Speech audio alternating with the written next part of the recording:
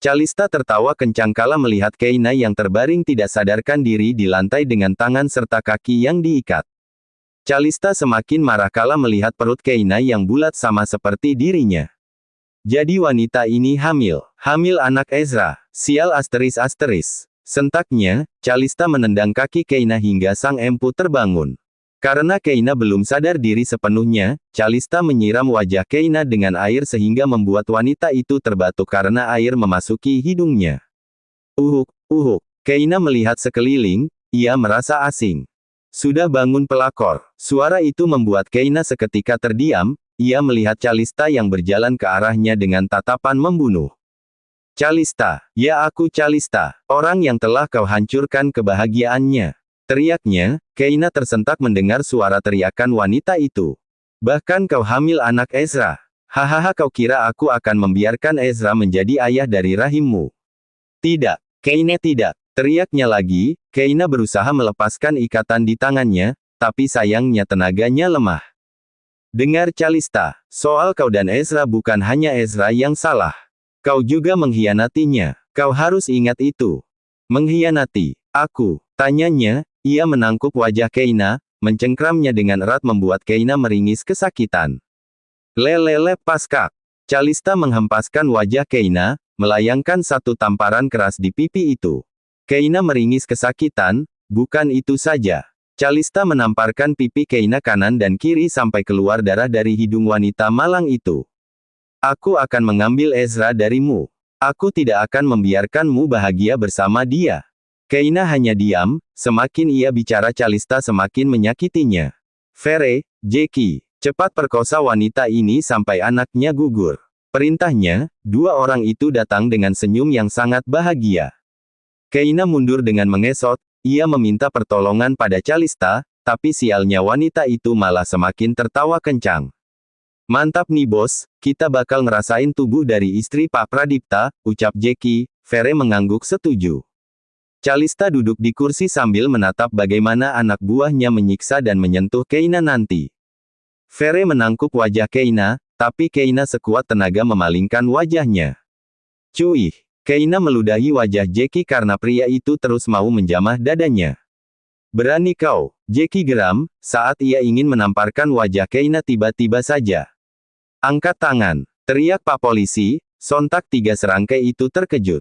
Calista ingin lari tapi untungnya Danu mencekal tangannya. Keina menghela napas lega, ia langsung jatuh pingsan. Keina, teriaknya, Danu menatap tajam Calista yang berada di sampingnya. Aku pastikan Ezra akan kehilangan anaknya, ucap Calista. Danu menyerahkan Calista kepada polisi. Vere dan Jackie juga sudah ditangkap oleh polisi. Setelah itu, ia langsung lari menuju Keina. Sadarlah, Keina. Danu menggendong Keina dan membawanya menuju mobilnya untuk membawa ke rumah sakit. Di perjalanan Danu juga sempat menghubungi Ezra, kebetulan pria itu belum pergi ke Surabaya. Flashback Danu. Danu sedang menenangkan diri di taman, ia melihat keluarga cemara yang sedang bermain bersama. Astaga membuat perasaan Danu menjadi sedih, mengingat dirinya tidak punya cinta sama sekali. Cintanya kandas dan habis kepada Keina, melihat Ezra bahagia dengan wanita itu membuat Danu merasa semakin menyedihkan. Danu tidak sengaja melihat Keina yang dihampiri oleh dua orang pria asing bagi Danu. Danu memerhatikan hingga dua orang itu seperti menculiknya. Danu terkejut, ia mengikut secara diam-diam dua orang asing itu. Tak sengaja kakinya menabrak tas selempang milik Keina. Danu mengambil tas itu. Tak lupa pula Danu menelpon polisi untuk membantunya menangkap dua penjahat itu. Pasti ini ada kaitannya dengan Calista, ucapnya. Danu mengintip dua orang itu membawa Keina masuk ke dalam mobil. Dengan gerakan cepat Danu mengejar mobil itu. Ia ingin mengabarkan Ezra tapi seingatnya pria itu sedang berada di Surabaya. Danu menghentikan niatnya, ia akan mengabari Ezra nanti saja, ia juga takut kehilangan jejak mobil itu. Sehingga mobil itu berhenti di sebuah gudang peninggalan ayah Calista, tak lama polisi juga sampai bersama-sama dengan Danu. FLASHBACK off. Di sisi lain, Ezra dan Radit masih berada di perusahaan utama. Ada rapat penting sehingga jadwal penerbangannya menuju Surabaya harus ditunda di sore hari. Ezra khawatir dan sedikit marah kala Keina tidak memberinya kabar sama sekali, bahkan panggilannya tidak terjawab membuatnya kesal saja. Tiba-tiba ponselnya berdering, ia pikir Keina ternyata Danu. Awalnya Ezra malas mengangkat panggilan dokter cabul itu, tapi entah kenapa Ezra merasa panggilan itu sangat penting. Halo, akhirnya Ezra mengangkat panggilan itu. Ezra, kau di mana? Cepat datang ke rumah sakit internasional. Keina diculik Calista, dan dia sedang tidak sadarkan diri sekarang. Panggilan itu berakhir, Ezra panik, bahkan ia sampai terburu-buru mencari kunci mobil. Radit, teriaknya, Ezra memasuki lift untuk menuju lantai bawah. Calista, aku akan beri pelajaran yang mematikan kepadamu, jika terjadi sesuatu kepada Keinaku, ucapnya. Ezra mengepalkan tangannya menahan emosi dan rasa khawatirnya. Ezra keluar dari lift, seketika para karyawan menunduk takut kala melihat raut wajah Ezra. Radit yang sedang berbicara dengan resepsionis, seketika ikut panik kala melihat tuan mudanya yang terus berjalan cepat bahkan sedikit berlari untuk menuju parkiran. Radit mengejarnya. Tuan, ada apa? Tanyanya. Ezra masuk ke dalam mobil diikuti oleh Radit juga. Cepat bawa sampai rumah sakit internasional. Jika kau terlambat dan terjadi sesuatu kepada Keinaku, maka aku akan habisin nyawamu pada saat itu juga. Ancamnya. Radit menelan selaivannya kasar. Tanpa banyak bertanya, Radit melajukan mobilnya dengan kecepatan tinggi. Sejujurnya ia penasaran apa yang terjadi dengan Keina, tapi ia takut bertanya pada sang tuan muda. Ezra berulang kali menghubungi Danu tapi pria itu tidak menjawab panggilannya. Ezra semakin takut. Bayangan kejadian buruk benar-benar membuatnya ketakutan, apalagi ia sangat takut kehilangan Keina dan juga Boy. Cepat, perintahnya. Radit langsung menambah kecepatan tak peduli dengan pengendara lain yang marah karena Radit menyupir secara ugal-ugalan. Akhirnya mereka sampai di rumah sakit internasional. Ezra langsung berlari, ia dapat melihat dengan jelas Danu yang sedang menggendong istrinya. Ezra langsung merebut tubuh Keina dari Danu, ia menatap Danu tajam seolah-olah sedang menelan hidup-hidup dokter itu. Danu hanya diam, ia kagum dengan kecepatan Ezra yang tiba-tiba saja sampai tak lama darinya. Ezra berteriak memanggil perawat dan dokter yang akan menangani Keina. Dokter Tari dan juga Danu langsung membawa Keina menuju ruangan kelas VVIP. Kau tetap di luar bro, aku akan pastikan Keina baik-baik saja, ucap Danu dengan penuh keyakinan. Ezra mengangguk pasrah. Danu menutup pintu ruangan itu, Ezra berdiri terdiam di depan pintu. Ezra tiada henti mengutuk kesalahannya, ia menyalahkan semua kejadian yang terjadi pada istrinya ke diri sendiri. Radit datang, ia melihat tuan mudanya yang menangis. Tuan, seketika Ezra duduk di kursi tunggu dengan tangan yang menutupi wajahnya, Ezra menangis dalam diam. Radit ikut merasakan kesedihan sang tuan, ia hanya menepuk bahu Ezra agar pria itu merasa tenang. Ezra terus menatap pintu di mana Keina diperiksa, jantungnya berdegup kencang takut terjadi sesuatu yang mengerikan kepada Keina. Nyonya Keina pasti baik-baik saja tuan, aku sangat yakin, ucap Radit. Ezra menunduk menatap lantai. Sebaiknya kau pulang ke mansion utama, jemput Gea. Suruh dia membawa pakaian Keina, mungkin Keina akan dirawat inap nanti, perintahnya. Radit mengangguk mengerti lalu berlalu pergi. Tak lama Radit pergi, Danu keluar dari ruangan itu bersama dengan dokter Tari. Ezra langsung menghampiri mereka, jantungnya berdegup kencang untuk mendengar bagaimana keadaan Keina. Bagaimana keadaan Keina? Tanyanya, wajahnya terlihat gusar membuat Danu tersenyum tipis. Nyonya Keina baik-baik saja, tuan. Tapi beliau mengalami luka-luka di sekitar wajah karena tamparan yang cukup keras. Dan juga Nyonya perlu istirahat agar bayinya tetap baik-baik saja. Untungnya Nyonya sangat melindungi kandungannya dengan baik, jelas dokter Tari. Ezra menghela napas lega. Setelah menjelaskan tentang keadaan Keina, dokter Tari berlalu pergi. Danu mengajak Ezra untuk masuk ke dalam ruangan Keina. Ezra melihat Keina yang terbaring di bed pasien, keadaannya begitu lemah. Ezra menghampiri sang istri, ia menggenggam tangan Keina erat, menghujami tangan itu dengan ciuman yang sangat tulus. Maafkan aku benar-benar suami yang tidak berguna, aku bodoh, ucapnya, air matanya mengalir deras.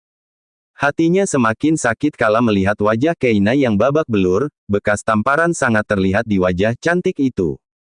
Calista, iya kau benar, bro. Calista dalang dari semua ini, bahkan dia menyuruh anak buahnya untuk memperkosa Keina, ucap Danu. Mendengar itu membuat api kemarahan Ezra semakin menyala.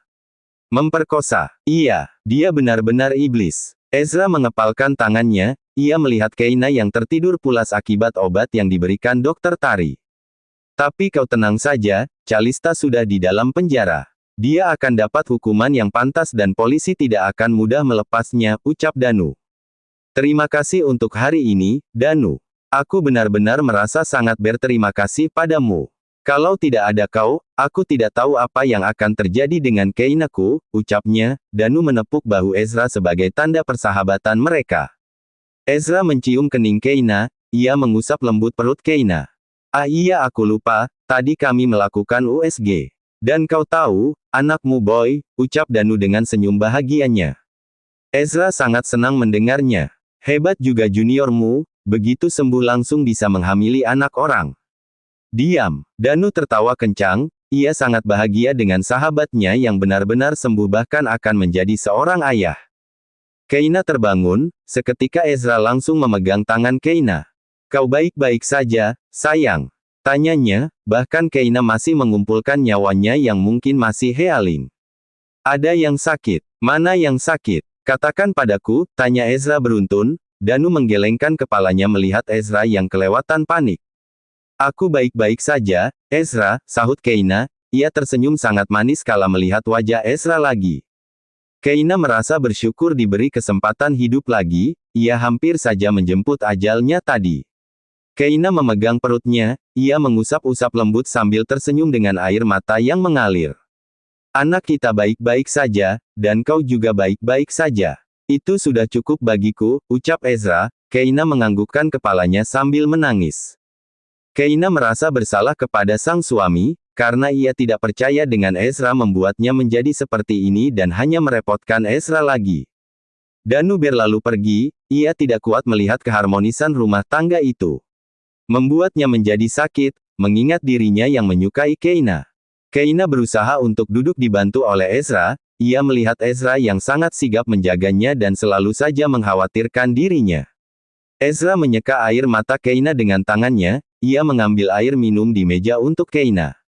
Banyak sekali yang ingin aku tanya, tapi jika kau belum merasa baik, jelaskan saja lain kali, ujar Ezra. Keina hanya diam menatap Ezra yang mengelus pipinya yang terdapat bekas telapak tangan Calista. Lagi-lagi pipimu ditampar lagi, aku benar-benar tidak berguna, lirih Ezra. Keina menggelengkan kepalanya tidak setuju. Kau suami terbaik, dan juga paling terbaik bagiku. Aku yang salah dengan kejadian ini, aku tidak percaya pada suamiku sendiri, jelas Keina. Ezra mengernyitkan dahinya tidak mengerti dengan apa yang dikatakan Keina. Tidak percaya padaku? Tanya Ezra. Keina mengangguk dengan air mata yang terus saja mengalir. Aku menemukan cincin di kantong jasmu. Cincin. Astaga aku lupa, potong Ezra, karena saat itu bertengkar dengan Keina ia sampai lupa dengan tujuannya untuk memberikan hadiah itu kepada Keina. Sebenarnya cincin dan kalung itu untukmu, aku lupa memberinya padamu. Jelasnya, Keina percaya akan itu. Aku berpikir jika kau akan menikahi Calista kembali, aku sudah menghubungimu berulang kali untuk mendengar penjelasanmu. Tapi kau tak kunjung mengangkat panggilanku, katanya, dengan wajah penuh bersalah. Ezra mencerna perkataan Keina dengan serius. Keina menarik napas dalam untuk melanjutkan penjelasannya. Hingga Calista menghubungiku, dan mengatakan jika kau tidak pergi ke Surabaya tapi sedang bersama dengannya. Dengan bodohnya aku percaya dengan perkataannya, dan pergi dari mansion utama untuk membuktikan kecurigaanku. Lanjutnya, Ezra menatap Keina kecewa. Aku tahu aku salah, aku hanya tidak percaya padaku, atau bahkan tidak akan percaya kepadaku selamanya. Tanya Ezra. Keina dapat melihat Ezra menatapnya dengan penuh kekecewaan. Bukan seperti itu, Ezra. Kau salah paham. Tidak, aku yakin kau tidak akan percaya padaku. Aku tahu dengan kesalahanku, dan aku tidak akan memaksamu untuk percaya padaku, sangga Ezra. Ia melepaskan tangannya dari Keina. Ezra membelakangi Keina, ia merasa kecewa pada sang istri yang masih saja tidak percaya dengannya sehingga membahayakan nyawanya sendiri. Aku mengerti dengan kau yang tidak percaya padaku, Qi. Jangan membahayakan nyawamu demi kecurigaanmu itu. Bagaimana kalau rencana Calista tadi berhasil? Keina terdiam, ia bingung harus menjawab apa. Bagaimana kalau Danu tidak ada? Bagaimana? Tanya Ezra. Keina mencoba meraih tangan Ezra tapi ia tidak sampai. Dengar Ezra, aku pantas curiga karena kau juga. Iya kau pantas, sangat pantas. Aku mengerti dengan itu semua, potong Ezra. Ia menatap Keina yang menatapnya dengan intens. Ezra tersenyum tapi Keina sangat tahu itu bukan senyum bahagia melainkan senyum yang penuh dengan kekecewaan. Bagimu apa hubungan suami istri, Qi? Apa? Tanya Ezra, air matanya mengalir deras. Membuat Keina menjadi merasa sangat bersalah dan sangat menyesal.